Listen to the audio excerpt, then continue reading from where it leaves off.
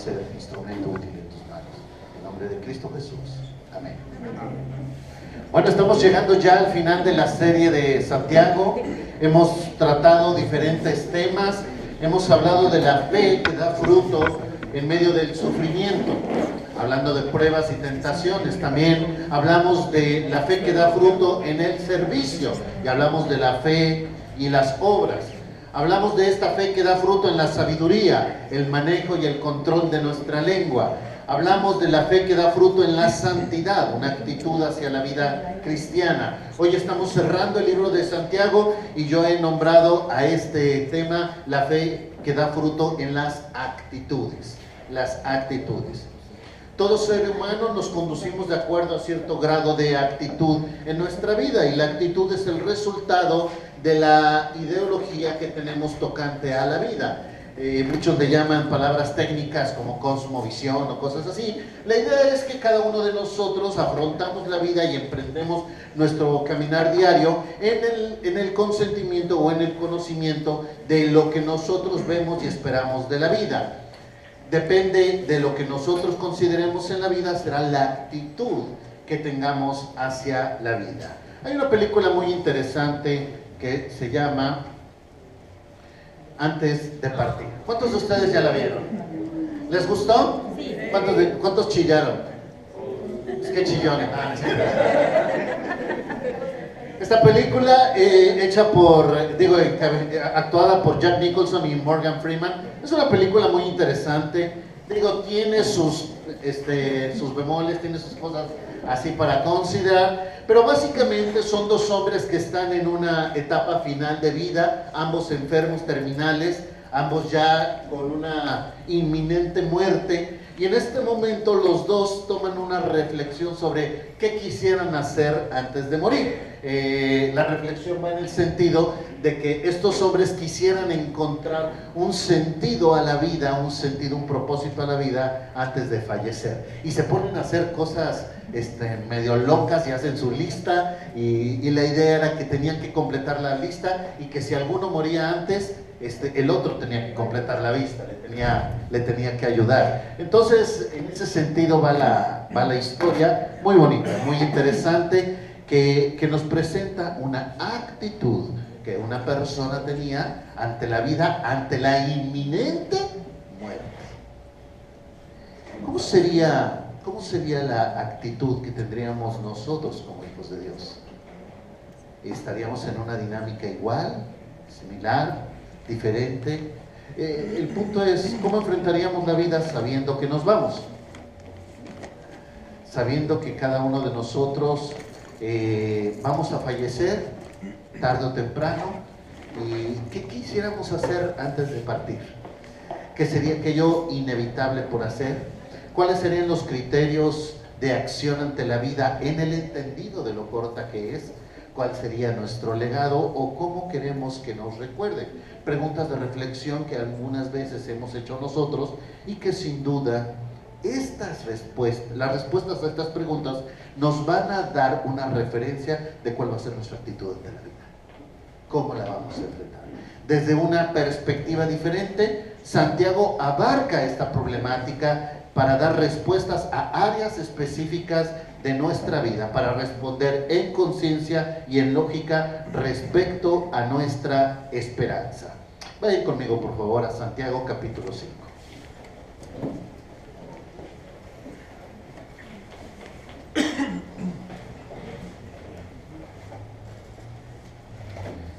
Santiago capítulo 5 inicia con temas bien bonitos y bien delicados. Usa el lenguaje más lindo que podemos imaginarnos, y hace apelaciones muy fuertes a las personas de avaricia, y por eso puse al señor Burns, ¿no? Todos identificamos a este personaje. No es un argumento nuevo. Ya en el capítulo 2 Santiago había estado hablando sobre personas que tenían riquezas, hacia los ricos, y hace advertencias hacia ellos. En el capítulo 2 la referencia fue que no hagamos acepción de personas. Aquí en el capítulo 5 se refiere a la injusta acumulación de riquezas ganadas deshonestamente, ¿sí? Y nos da algunas consecuencias ante una mala actitud con respecto a la riqueza. Incluso llega a decir, lloren a gritos por las calamidades que les vienen encima. Y esto no es otra cosa que una advertencia en los primeros 3 versículos de Santiago. Dice que esa riqueza no va a ser duradera. Los que hemos podido tener un poco más de años y ver estas historias, tenemos el conocimiento de historias donde personas que tenían todos los elementos para estar en todo tipo de abundancia, se llegan a hacer nada por una mala decisión, por un mal negocio, por una caída de la bolsa o por cualquier otro tipo de cosas. Y cuando digo caída de la bolsa, no es que se le cae la bolsa, ¿no?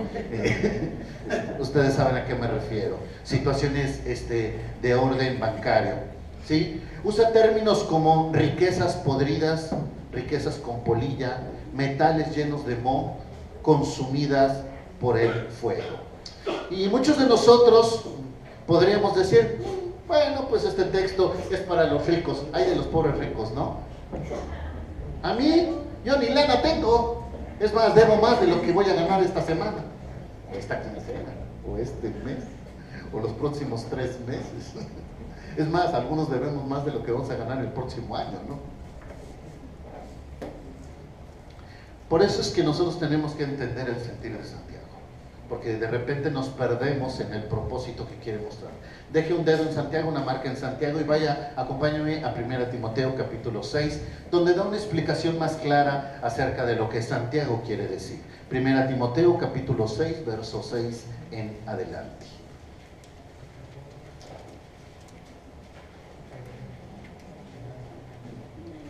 Primera Timoteo 6 dice a partir del verso 6: pero gran ganancia es la piedad acompañada de contentamiento.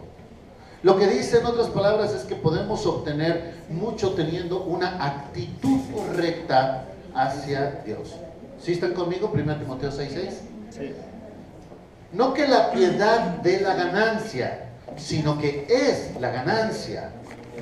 Tiene que ser acompañada de esa satisfacción o contentamiento en aquello que se tiene. Gran ganancia es la piedad acompañada de contentamiento. No nos dice que seamos ambiciosos, tampoco nos dice que seamos conformistas. Lo que está diciendo es que tengamos una actitud adecuada, una actitud de gratitud, de contentamiento por aquello que tenemos. Y el pasaje nos da 3 razones para sostener este argumento. Las identificaremos en los versos siguientes. Vean conmigo el verso 7. Dice, es temporal. Dice así el verso 7: porque nada hemos traído a este mundo y sin duda nada podremos sacar. Es decir, solo van a servir para esta tierra, no tienen permanencia o vigencia eterna, es solo temporal. Ya lo explicó antes con la figura de la neblina con respecto a la vida, que es la vida, así las riquezas. Y podemos encontrar muchísimas analogías al respecto de que nosotros al morir, nada de lo que tendremos podremos llevar, ¿sí?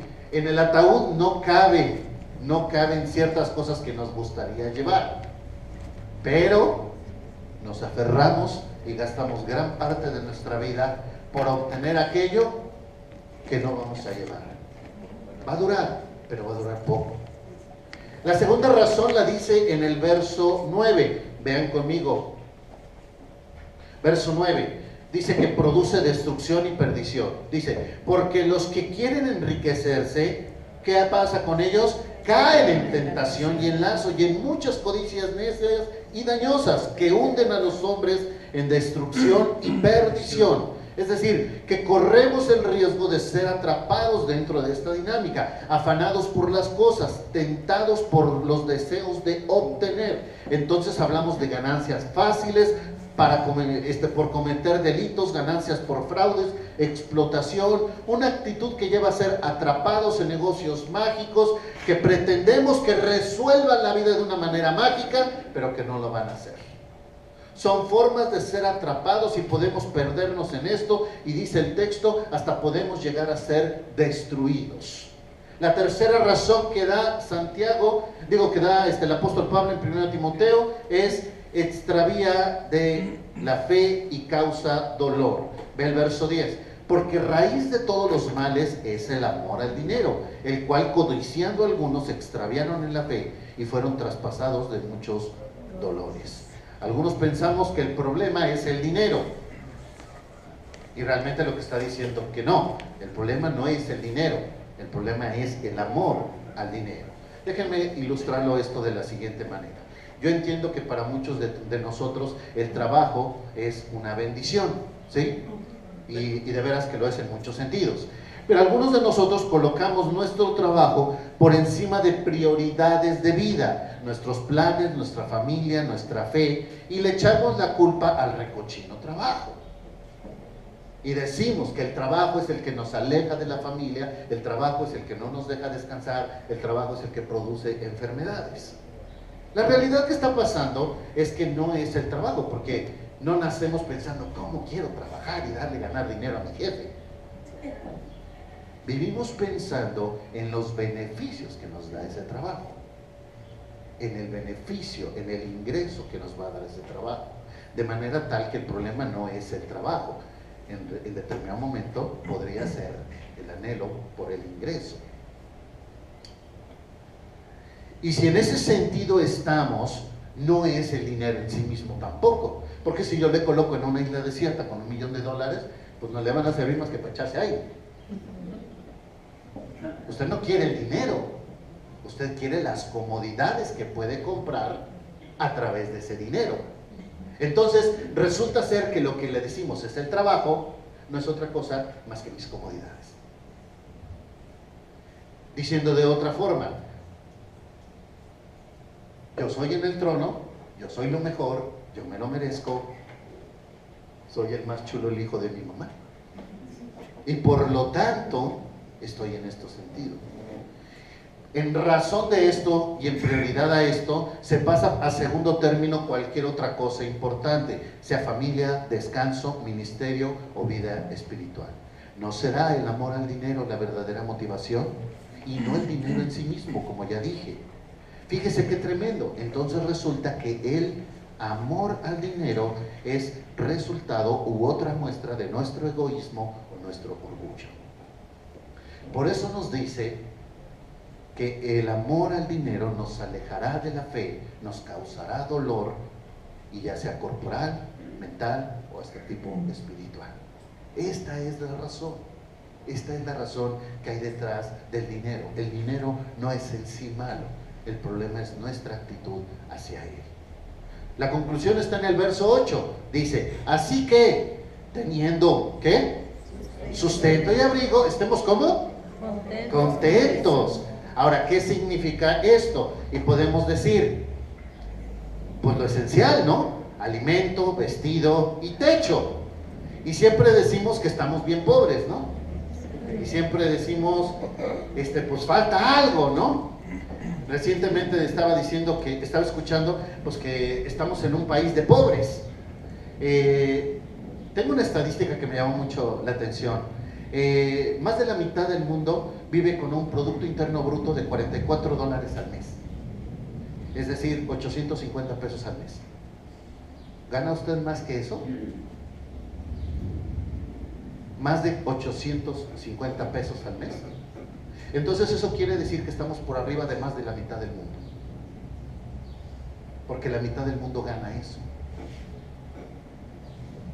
México decimos que es un país bien amolado. Bueno, ¿sabían que está en el nivel 3, solo por abajo de los países de nivel alto? Y el PIB de México es $423 al mes, más de 8,000 pesos al mes. Más de 8,000 pesos al mes. Esto quiere decir que si usted gana más de 8,000 pesos al mes, su ingreso está 3/4 partes por arriba de cualquier persona del mundo. Estamos pobres. Como dije, no hablemos de casa, no hablemos de auto, no hablemos de ropa, no hablemos de viaje, porque siempre es subjetivo esto, ¿sí? ¿Cuánto es suficiente? ¿Cuántos pares de zapatos son suficientes? No me diga cuántos tiene. Que el problema más grave de su vida no sea el ampliar el closet. No digamos cuántos, ni de qué costo, porque ese es otro elemento. No digamos cuántas prendas, ni de qué marca. Cuántas salidas a comer a un restaurante al mes, cuántas serían correctas. Ya no hablemos de aquellos que tenemos el privilegio de vacacionar, de estudiar, de tener servicios médicos. Nos daríamos cuenta que tenemos mucho más de lo necesario, muchísimo más de lo necesario. Pero nos quejamos. Por supuesto que hay una trampa en esto, ¿sí? Si nosotros apeláramos a lo que dice la Escritura, sustento y abrigo, estaríamos de acuerdo a Mateo capítulo 6, que dice que teniendo lo necesario estemos satisfechos con esto, y que el Señor se encargará de proveer lo necesario.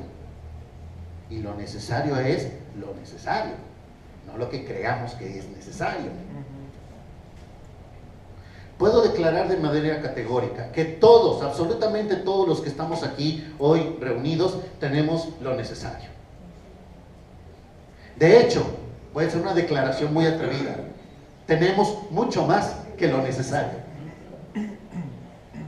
Pero también afirmo que muchos de nosotros podemos ser parte de los que caemos en tentación y en lazo por nuestra falta de satisfacción.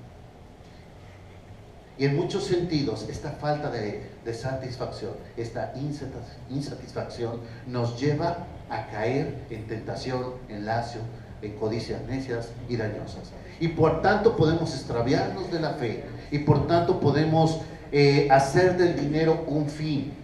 Porque el problema no es cuánto dinero tenemos, sino la actitud que mostramos a lo que poseemos y, por supuesto, a lo que no poseemos, lo cual llegamos a llamar necesidad.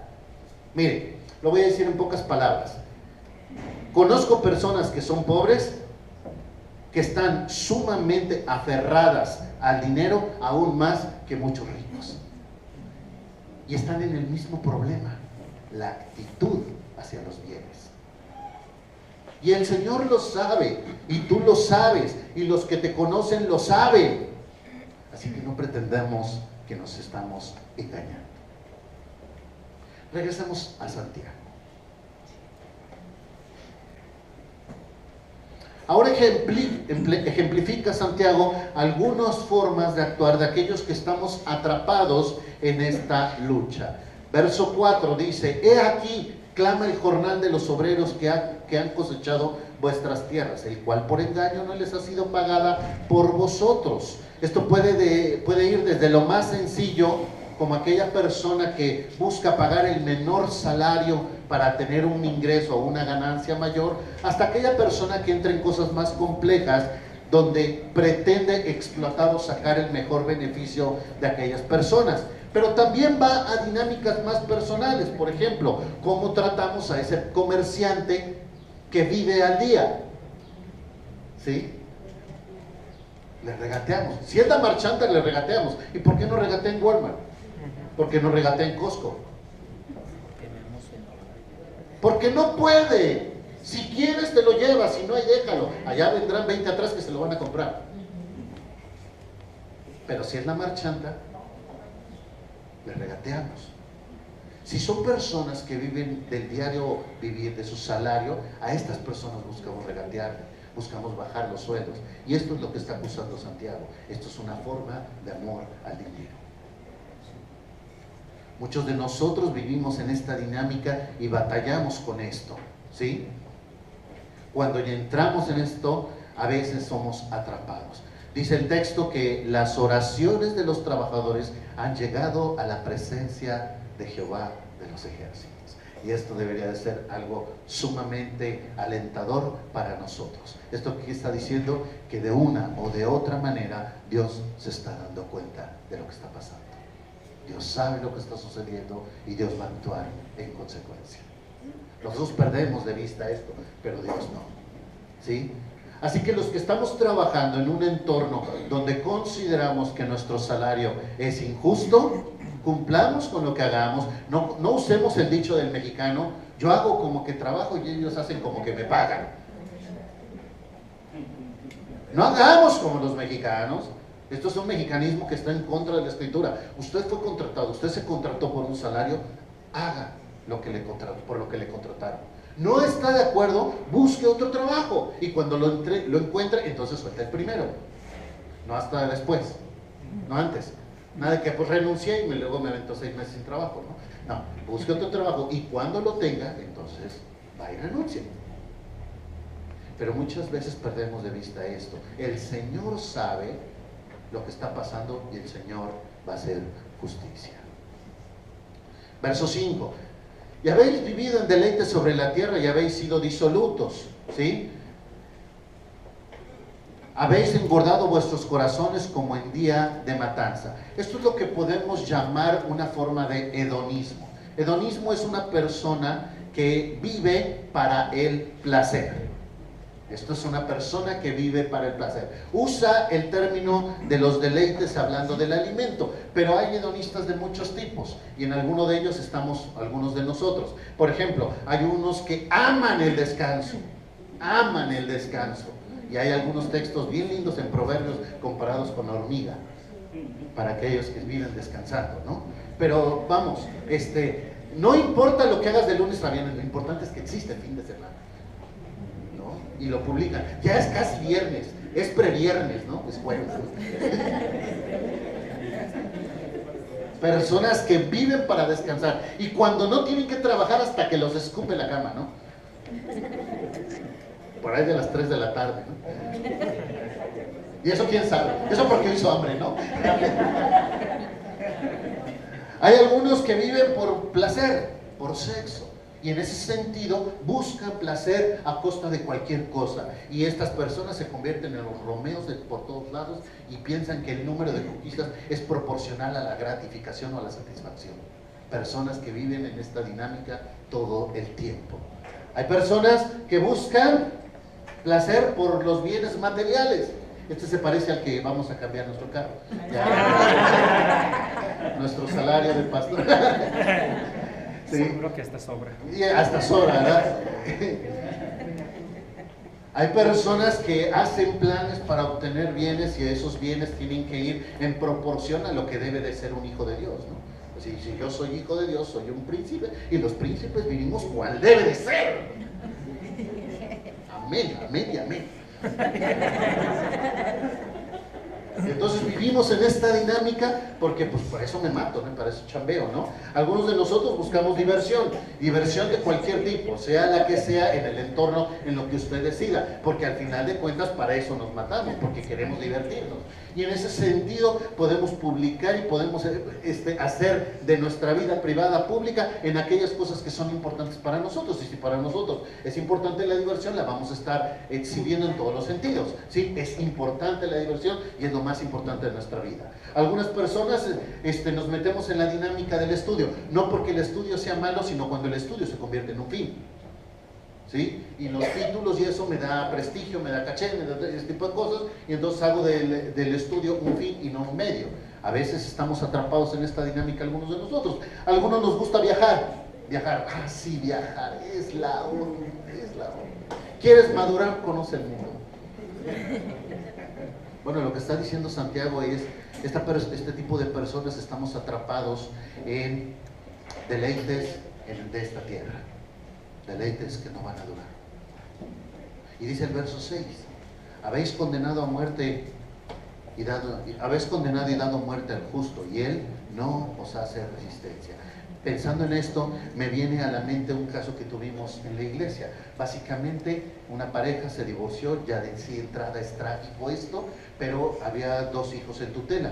Y entonces ella le dijo, bueno, me tienes que dar el 70% de tu sueldo.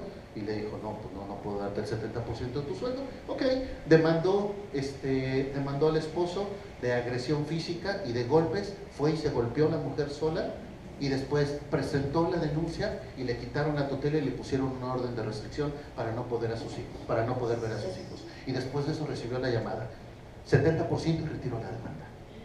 Una hermana que se congregaba en una iglesia.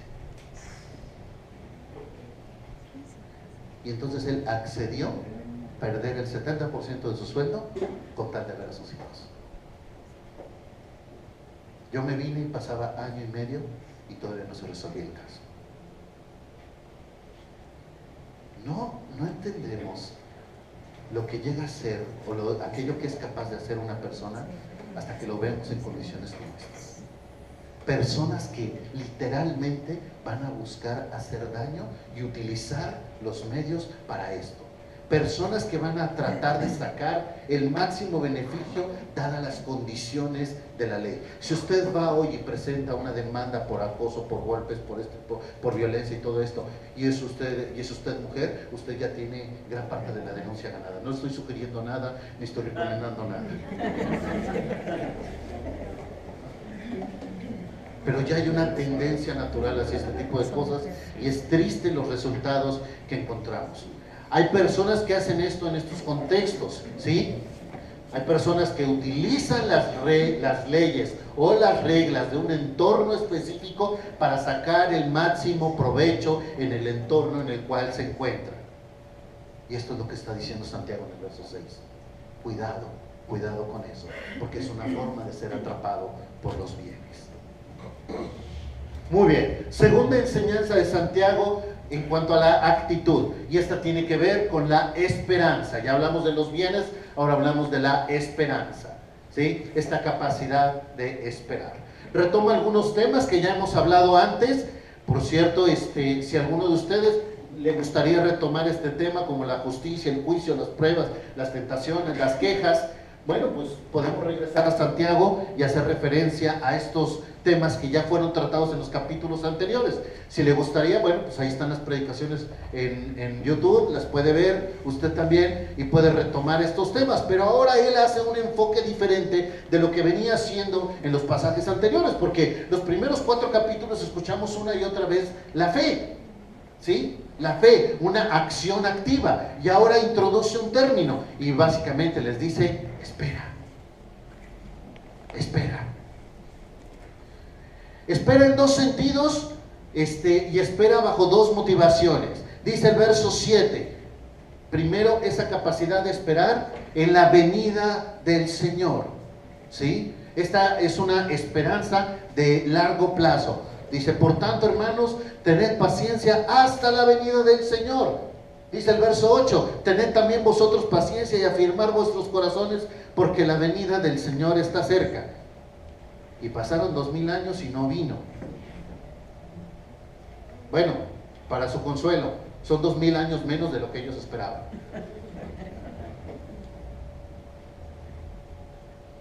Honestamente, cuando usted está viviendo injusticia, ¿cómo le puede ayudar el hecho de que el Señor viene? Si usted no le da el valor adecuado a eso, no va a tener la actitud adecuada. Y si no tiene la actitud adecuada, usted va a buscar vengarse por sus propios medios. ¿Por qué? Porque el Señor está pasivo. Pero si usted sabe que el Señor viene y el Señor está en control de todo, usted tendría que aprender a descansar en eso. Dice el verso 9, en la segunda parte, alguna esperanza de corto plazo. Dice: he aquí, el juez está delante de la puerta. Este pasaje me recuerda a Romanos 12, verso 19, donde dice: no os venguéis a vosotros mismos, amados míos, sino dad lugar a la ira de Dios, porque escrito está: mía es la venganza, yo pagaré, dice el Señor. Romanos 12, 19. Lo que está diciendo este pasaje es: esperemos, 1, por la venida del Señor, y 2, porque el juicio de Dios viene. Y Dios es el juez. Y esto tendría que ser suficiente para que cada uno de nosotros que estamos viviendo situaciones complicadas aprendamos a esperar. Y nos da 3 ejemplos de personas que aprendieron a esperar. El primero es el labrador, ¿sí? El labrador que espera la lluvia y el fruto. ¿Y cuánto puede hacer el labrador para que llueva? Más allá de la danza de la lluvia. Sentarse y esperar. Y dice en el verso 10 que los profetas que fueron afligidos injustamente también esperaron ¿con qué? Con paciencia.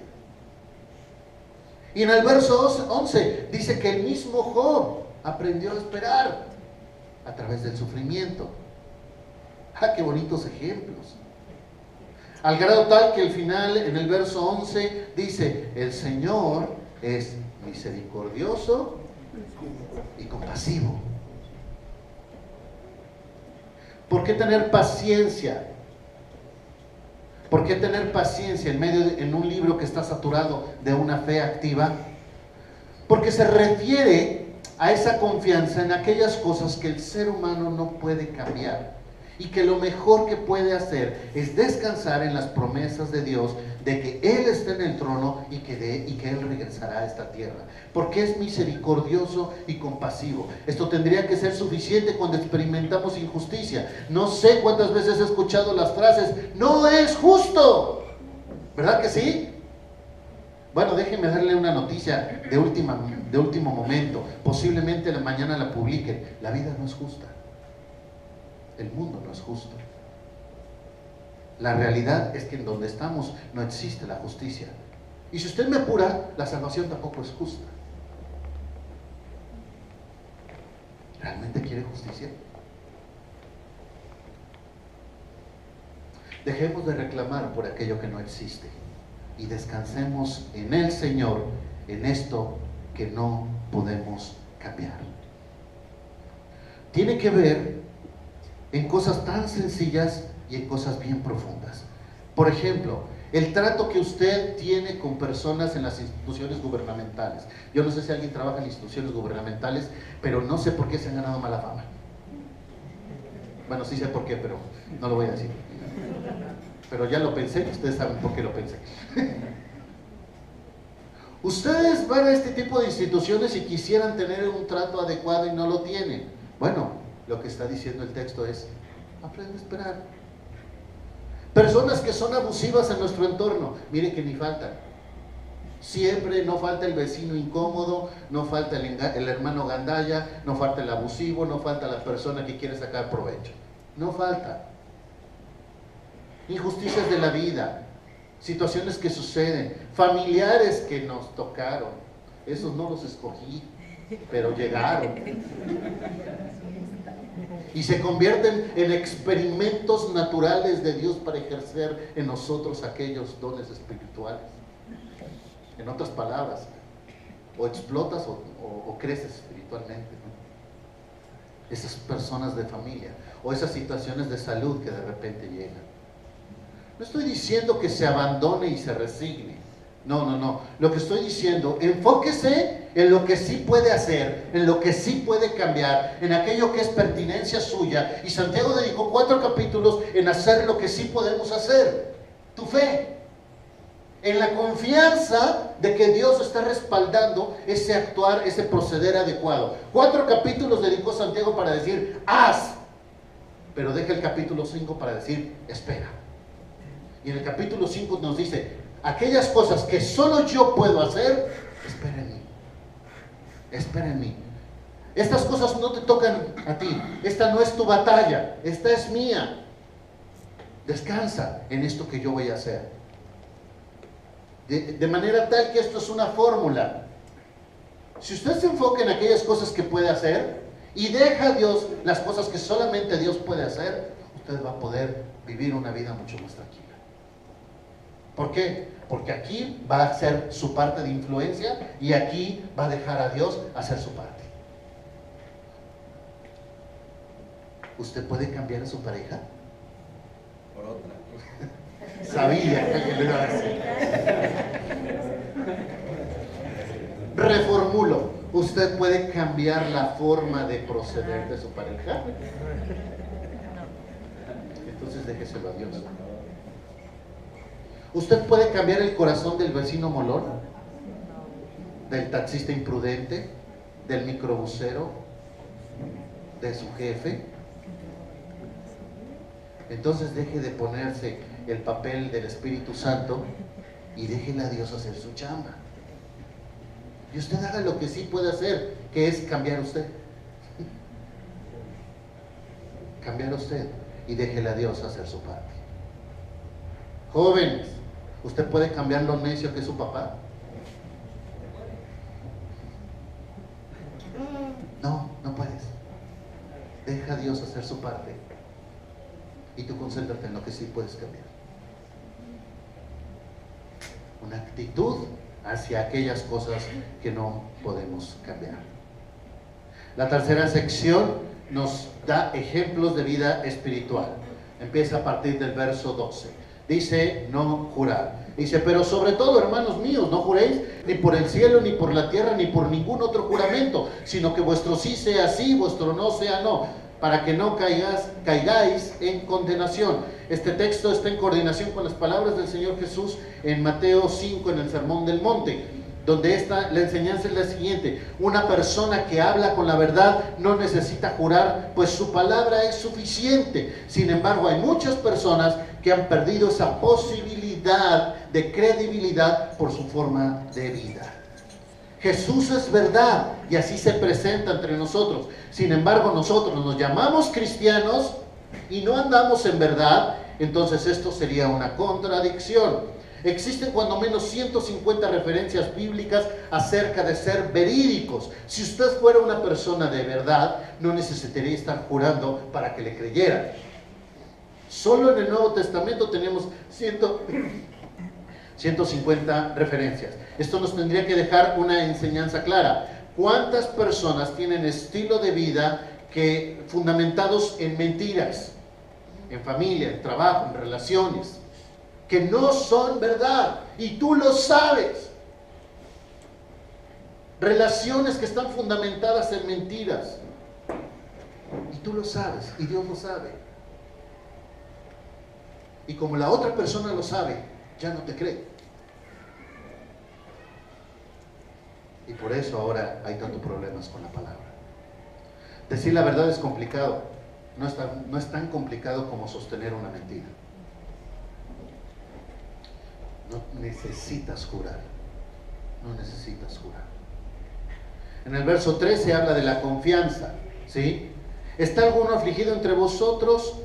Haga oración. ¿Está alegre? Cante alabanzas. Y en este sentido está apelando a confianza. Es representada por una actitud propia de alguien que confía, sea en condición de aflicción o sea en una condición de bendición. La oración nos recuerda nuestra dependencia en Dios y la alabanza nos recuerda nuestra gratitud a Dios. Originalmente el término cantar alabanzas se refiere a instrumentos de cuerda, una expresión de júbilo ante Dios. El verso 14 dice, ¿está algún enfermo entre vosotros? Llame a los ancianos de la iglesia y oren por él, ungiéndole con aceite en el nombre del Señor. Y la oración de fe, me perdí.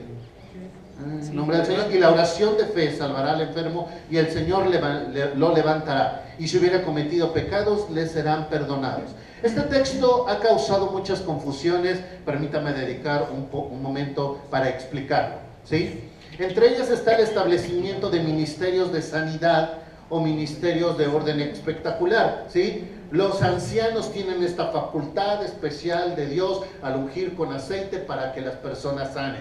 Y en el nombre de eso hemos justificado muchas cosas. Déjenme dar algunos elementos para explicar este texto. Primero, cuando una persona está enferma, enfermo, la palabra aquí se refiere a una palabra griega que se puede traducir como débil, cansado, necesitado o enfermo. No se refiere específicamente a una necesidad, sino puede ser una referencia amplia de necesitados. El segundo término, ungir, se refiere a un aspecto más físico que espiritual: refrescar, restaurar, para mejorar la apariencia, como una forma de verse bien. Es el sentido que se usa en Mateo 6:17, cuando dice, cuando estamos ayunando, lava tu rostro, ¿sí? Para que no, ay, estás ayunando, sí, mira cómo ando. Lo que está diciendo, que nadie se dé cuenta que estás ayunando. Es una manera de arreglarse, de cambiar tu apariencia, ¿sí? También era una práctica judía al recibir a los invitados en casa. El término que se usa en la casa de Simón el fariseo, cuando la mujer derrama el perfume a los pies del Señor. La tercera palabra que utiliza es salvar. Y recordemos que en el capítulo 2 decíamos que salvar puede ser en varios sentidos. En este contexto puede ser sanidad física, mejorar la apariencia o fortalecer en el desánimo o en la debilidad. La pregunta ¿es correcto ungir? Bueno, No hay otro texto en el Nuevo Testamento acerca del mandato a ungir. Las únicas que hay están haciendo referencia al tratamiento físico, como el ungir el cuerpo de un muerto o sanar las heridas de un enfermo. Dos referencias que hacen mención al Espíritu Santo, que es la forma que el Señor nos ha ungido, también son usadas en el Nuevo Testamento. Si vamos al Antiguo Testamento, las referencias de unción a objetos, personas, animales, es con un propósito específico. Es decir, consagrar delante de Dios es decir, entregar, delegar a Dios para un propósito específico de Dios. Los instrumentos del templo eran consagrados y ungidos, los sacerdotes eran ungidos, los reyes eran ungidos, y eran ungidos para tener un propósito exclusivo y único delante de Dios, ¿sí? Mi opinión tocante al texto, ¿es correcto ungir? Bueno, mi definición es la siguiente. Puede referirse a la visita de los ancianos para ayudar en una necesidad espiritual, que puede o no estar asociada a una enfermedad física. El ungimiento es una forma de consagrar, delegar o entregar a Dios, pidiendo que se cumpla el propósito de Dios en aquella persona que es ungida. Puede ser con o sin aceite. El aceite no es mágico, no tiene fundamentos ni razones mágicas. Por supuesto no tiene que estar de acuerdo conmigo. Si usted quiere ungir por medio de aceite, está bien, hágalo, ¿sí? Pero el poder no está en el aceite, el poder no está en la persona que lo hace, el poder está en el Señor. No pierda de vista esto, porque hay personas que hasta hacen importaciones de aceite traído de Israel para ungir enfermos. Dice el verso 16: confesaos vuestras ofensas unos a otros y orad unos por otros, para que seáis sanados. El confesar las faltas unos a otros significa ir para expresar el daño efectuado a la persona que se ha lastimado. En otro sentido, puede ser también ir a expresar esto a un consejero o a alguien que está apoyándote espiritualmente. No es un pretexto para hacer una confesión pública de pecado. ¡Ay! Aquellos dos jóvenes fueron sorprendidos en adulterio. Que vengan y que pidan perdón aquí delante de la iglesia, a toda la iglesia. A ver, no es el pretexto para exhibir a personas. Pero no, Mateo 18:15 nos da la enseñanza de que la disciplina tiene que ser en el círculo más cerrado posible, en el círculo más pequeño posible, ¿sí? Déjenme dar un ejemplo muy sencillo. Usted discutió con su esposa, qué triste. Pero si discutió con su esposa y nadie lo vio, arregla el asunto con su esposa. Tan. No se tiene que enterar nadie más. La situación fue de dos lo resuelven, dos lo arreglan, se acabó el problema. Oye, pero se te ocurrió discutir enfrente de tus hijos. Ok, ya te reconciliaste con tu esposa, sí, tus hijos necesitan una explicación. Explícales por qué discutieron, y explícales qué pasó, y explícales que ya se arregló la diferencia.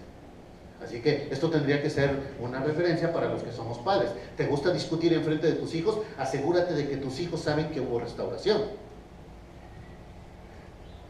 Ah, pero discutiste con tu esposa y luego fuiste y se lo contaste a la comadre. O le hablaste a tu mamá y le platicaste. Entonces, cuando haya una restauración, lo va a tener que saber la comadre y lo va a tener que saber tu mamá, porque si no, entonces la suegra, ese yerno es de lo peor. Y cuando llega 6 meses después a visitarlos, te saluda así como: ¿qué pasó? Y resulta que hace 6 meses te peleaste y tu esposa no tomó la delicadeza de decirle a su mamá que se había restaurado la situación. Tú lo vas a hacer del tamaño que lo quieras hacer, porque si discutiste con tu esposa y tomaste la precaución de que el resto de la iglesia se enterara, ¿cómo? Llegando a la iglesia te pusiste de indiferente, le gritaste, pues si quieres le contestaste feo, le hiciste desplantes y ya todo mundo sabe que te peleaste con tu esposa. Bueno, pues toda la iglesia se va a tener que enterar que restauraste. ¿Qué tan grande lo quieres hacer? El problema es que hacemos la primera parte y naturalito. Todo mundo tiene que enterarse que estoy enojado. Pero después, cuando tenemos que restaurar, nos cuesta trabajo. Lo que está diciendo este texto, mantén las cosas en el círculo más pequeño, que la confesión sea en las personas involucradas. No tienes que, ay, ¿qué crees, Omar? Me peleé con Angie. Pues, ¿Omar qué? O sea, pero Omar vio que me peleé con Angie, sabes que Omar ya restauré la situación con Angie. Si tú no quieres estar explicando, dando explicaciones que no debes, cállate. Y no enteres a otras personas lo que no tienen que saber. Este es el sentir de confesaos vuestras faltas unos a otros. Las personas que están involucradas, los que son parte del problema, serán parte de la solución. Sí está claro, ¿verdad? Bien, vamos ya aterrizando. Verso 16. Dice, la oración eficaz del justo puede mucho. Nos recuerda Elías, que era un profeta, un hombre común, corriente, sujeto a fortalezas y debilidades, que recibió el respaldo en respuesta por su oración. Esto me recuerda que usted y yo tenemos acceso al Señor, y la clave de la respuesta depende de los planes y la voluntad de Dios, no de mi oración. Cuidado con esto. Ay, es que Elías oró para que dejara de llover. Pues Elías oró para que dejara de llover porque era parte del plan de Dios. No para que vean qué chicho soy y miren cómo Dios me obedece. Cuidado. A veces malinterpretamos las cosas. Hacemos grandes cultos porque creemos en el poder de la oración. Y si usted cree en el poder de la oración, eso es tan satánico como cualquier otra cosa. El poder de la oración no existe. Existe el poder de Dios que puede usar y sanar, no la oración. La oración no es mágica. La oración es una forma de hablar con Dios, de declarar nuestra limitación a Dios. Y el que va a hacer el cambio es Dios, no la oración. Tengamos cuidado con esto. Verso 19.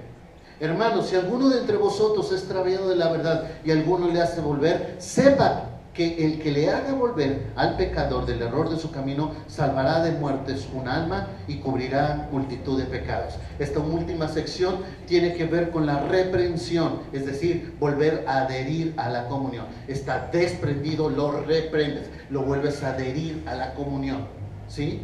No tiene que ver con regaño, castigo, tiene que ver con nuevamente traer a la comunión a una persona que se había alejado. Y por eso usé la oveja descarriada como ilustración, porque a algunos de nosotros nos queda mucho más fácil la idea de la oveja perdida. Es aquella persona que tiene la capacidad de ir por aquel que se ha perdido y regresarlo a la comunión de la iglesia. Es un anhelo de que nuestra iglesia tuviera este ministerio de ir por aquellos que están extraviados, ¿sí?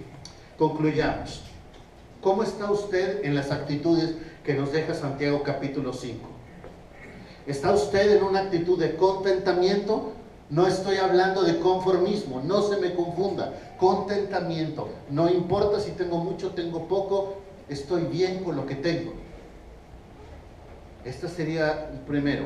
Segundo, esperanza. Tiene que ver con aquellas cosas que yo no puedo cambiar, descansar en que Dios va a hacer las cosas en su tiempo y en su momento. No está diciendo que le ayudes a Dios. Esperanza tiene que ver con que nos sentemos y esperemos. Tercero, ser una persona de palabra, una persona que su sí es sí y su no es no, que no necesita elementos ni contratos ni cosas para justificar su palabra. La persona sabe que es cabal y que lo que dice es sustentado por sus acciones.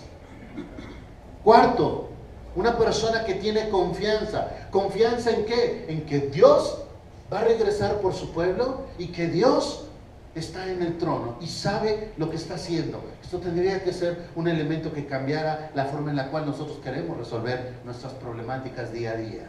5. Una persona que confiesa sus faltas, que está atento a aquello que cometen errores y que después de que cometa sus errores tiene la capacidad de ir a restaurar y cerrar el ciclo de esa ofensa en el círculo más pequeño posible. 6. Una persona de oración que confía en el poder de Dios, que no hace de la oración una fórmula, sino que descansa en que Dios está haciendo las cosas adecuadamente. 7, una persona que va por los perdidos y que tiene la facultad de exhortar y de reprender, de traer de regreso a aquellos que se han perdido. ¿Dónde está usted y dónde podría crecer? Vamos a orar. Padre, habla a tus hijos. Habla a tus hijos en este día, Señor, y muéstrales cuál de estas 7 actitudes es una actitud en la cual debemos de crecer, aprender, desarrollar.